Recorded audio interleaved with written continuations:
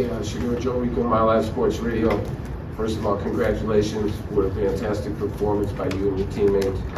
Can you talk a little bit about some of your feelings pregame, kind of how you thought? I know your father also gave a great pregame speech that I got to witness.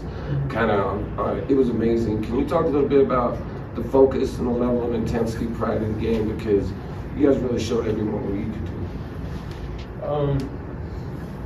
The focus was there all the way. We've been there, we talked about it, we had great preparation, and we knew what we was going to get. So when we go out for pregame warm-ups, I'm like, okay, this it's giving me flashbacks of just things I've seen before. So then we go out there first drive, and I'm like, okay, they're not moving different. They're not moving way faster than the teams I used to play. So then I'm like, okay, cool. In practice, we getting away faster from one defense than we get in. So I feel like we just out-schemed them, and we just had a great day.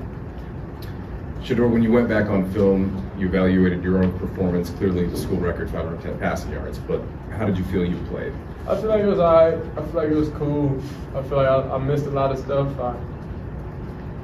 We could have bigger numbers and stuff like that. So it's just like, I don't really like. I watched the game. I seen all like the bad clips yesterday and stuff like that, and it left a bad taste in my mouth really about it. So I'm just motivated to get out there and just have more perfection and just a better game. Hey Shedeur, Jake Shorns, DMVR. Just wanted to ask you, do you think you're the best quarterback in the country? That's a biased question. Of course I think that. I feel like I think majority of quarterbacks that's competitive are going to think that. So that's just for everybody to decide. But of course, personally, I feel like that. Shedeur, a lot of you guys are new to Colorado. Do y'all feel like you're really bought into this rivalry week? The weight that comes with it? I mean, what's the weight? All it is game 2 for us. It's just a focus. We already got game 1 out the way. That's behind us. I don't even like talking about it, thinking about it no more. We just gotta be on to the next thing. So it's a preparation factor. And everybody knows, okay, cool, game 1, that's fun, but we gotta move on from there. So it's gonna be more locked in, I'll say, less mistakes. Understand it was our first time playing together and really being in the foxhole with the guys and really understanding I could count on this guy, I could count on the guys around me, I could count on the O-line to be there for me. And really just having that first test with each other and everybody passed, So it's just time to stop making the same mistakes and we can't do that again. Go ahead, Nikki. Mickey Everett, CU Sports Report. You played a phenomenal game on Saturday. You already know that. But as you look at the tape and kind of see any miscues there, what do you see kind of on the maybe more negative side on how Saturday, like an overall performance? Overall performance, I feel like we got to get in and out the huddle faster. We can't be slow getting to the line of scrimmage. We wasted the timeout, and we know at some point that could come back to haunt us, in a game. So we just can't make those simple mistakes. We can't put the ball on the ground. I got to throw the ball away sometimes, can't take negative plays. And just understand, okay, in practice it's going to look the same out there. So understanding, okay, in the game plan, whatever we got, we just got to get more reps at it, make sure everybody is in the right places so my eyes go straight to the reads and stuff like that. And that's it. Pat Rhule over the other camera. Shedeur, after the game the other day, Coach mentioned needing to get more efficiency out of the ground game on offense. After reviewing the film, what do you feel like has to happen there? Get the ground game going a little bit more, maybe take the pressure off of you in the passing game a little bit? Well, I feel like it's not really no pressure on me, really. It's like everything we called, it was there. It was just I made the read or I didn't. And that's just something, okay, cool, we got to tighten up. We can't miss certain reads, we can't miss that type of stuff. Can't miss certain throws. So the run game is going to be there. We just got to lean on it. And we just take what the defense give us. They're going to let us throw the ball, we're going to throw the ball, we're going to let us run, we're going to run. So it's just, nobody has, prior to the game, nobody knows, okay, cool, we're going to go for this. Like, we didn't know we was going for 510 yards passing. We didn't know that. Well, however many yards, 510. We didn't know that. It just happened. Somehow, somewhere, it just happened. So, last time we had that many yards was in the scrimmage, the first scrimmage. So then it was like, dang, we really went 500. That's crazy. Hey, Shedeur, Matt Rhule, Fox 31. Obviously, you guys set a school record with 4 receivers, having over 100 yards. Can you take us into all the amount of work that you put in with your guys and also along with Coach Lewis? Because it seemed like he called a great game and you executed that game plan basically to perfection. Yeah, it was almost perfection. It wasn't, I missed a couple reads, so that's still haunting me right now, so it's just taking what the defense gives us, honestly, and knowing it's a trust factor with the receivers, knowing that they're going to be in the right places where I need them to be, because we talk about everything. Coach gets mad because I always talk about the one-off situations, like to where you just got to understand they may have just got you that play, that's it. But I like being very detailed and really just having answers for everything the defense does. So just over-preparing, really. So I feel like that's what helped us get to having those numbers in that game. And when you get the ball in the explosive player's hands, that's what happens. And that's not the only, that was just their game this past week. We don't know whose game is going to be next week after. So anybody can have any amount of receiving yards. We're not thinking about that. It's more about where the read takes us and just being in the right spots. Shedeur, Brian Howell from the Boulder Daily Camera. You guys now have tape out there that teams can see of this Colorado team.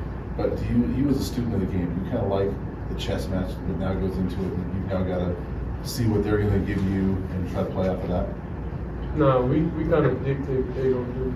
Like, we're not thinking about, dang, what they're going to give us, like, because we already know what most likely they're going to think, what they're going to do.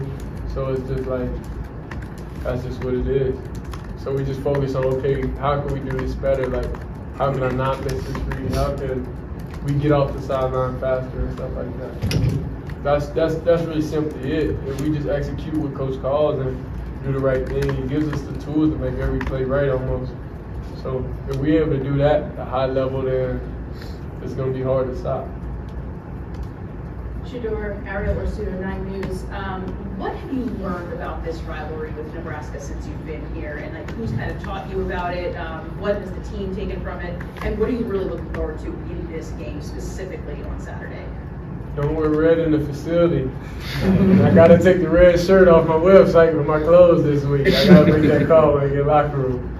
So that's really, we just know the history of it. Colorado, we don't like Nebraska. So that's just what it is. We just got to focus on that. Okay, cool, we don't like Nebraska, but that's not really gonna change like the preparation or anything like that, because we prepare like nobody likes us, because we know we're gonna get everybody's best game. So it's just another thing on top of like a little bit more motivation, just a little bit, but we gotta already be motivated off real. Hey, Shedeur, you told us in the offseason that we're going to have too much time to prepare for TC, and we saw what happened. Now it's a little bit of a different challenge. How do you personally and Coach Lewis microwave that process, having less time this time around?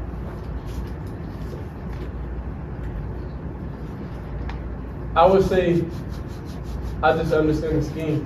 I really like learning and understand like the coaches and their schemes and stuff like that. Understand, what trees they come from and stuff like that.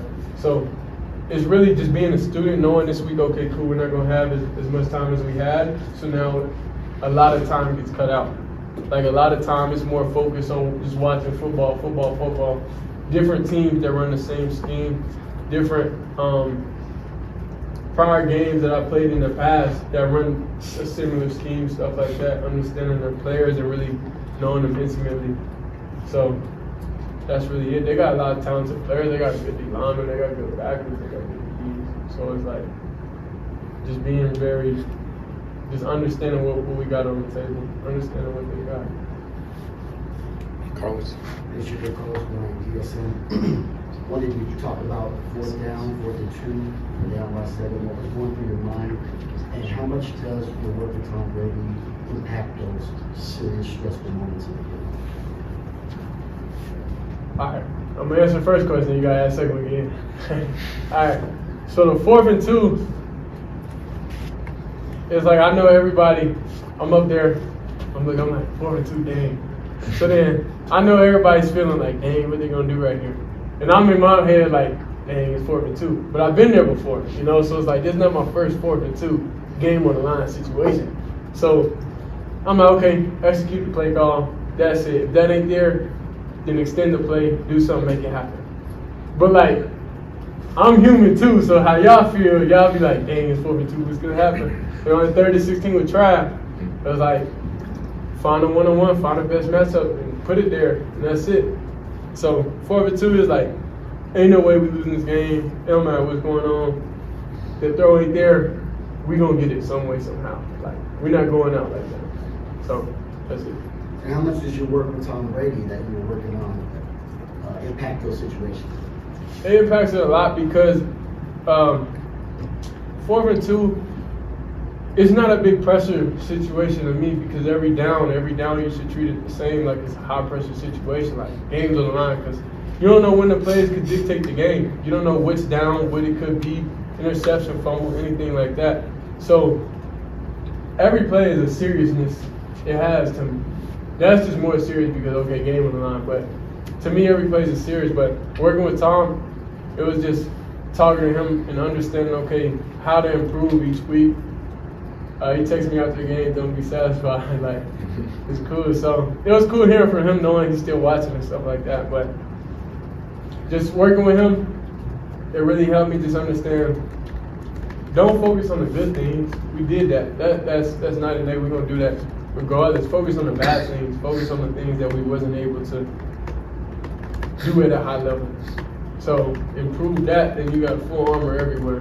But if you just focus on the good, the things in the light. You know, okay, Dylan had a lot of receiving yards, but it's okay, Dylan, on this one route, you gotta make this decision.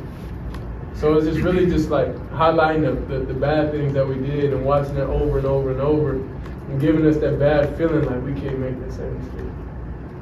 Two more. Go ahead, Pat. Shedeur, Pat Graham, Associated Press. Congratulations. When you're at the center of the college universe like you guys are right now, and you've had the week like you did, how do you stay grounded? How do you stay humble? Or do you not want to stay grounded and humble? Do you want to just, I don't know, celebrate the moment? I mean, this ain't my first time here. We had it at Jackson. It was just, now it's just a bigger stage, bigger level to where it's on ESPN and TV all the time, like all day. But I don't really, I'm on social media. Not too many people have my phone number. I don't know when I really keep with me. So it's like, I don't see none of that stuff, honestly. I don't watch TV at home. I would probably put on YouTube, watch full games, here and there, like game film, but that's it. I'm disconnected from that type of stuff because I know what it could lead to. So that's why I always reference like my past, because I feel like God put me in a position to where I went through all these trials and everything in my prior years and stuff in college and understand the different situations and everything that I'm gonna go through to prepare me for this year. So now it's just regular. I don't really have no feeling towards anything. Go ahead, Tim. Hey, Shedeur. Tony Casola, Buffalo's Wire.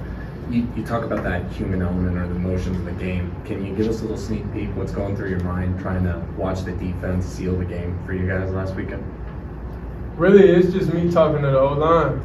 I'm not watching the defense.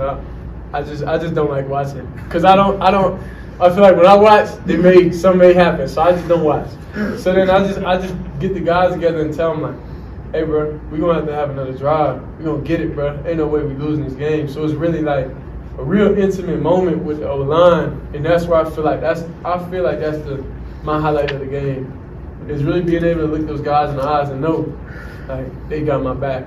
And we're all there mentally. We're all there knowing that no matter what happens, we're going to go there, drive down the field, we're going to score. We got to have another one. So however things played out, mentally we was ready.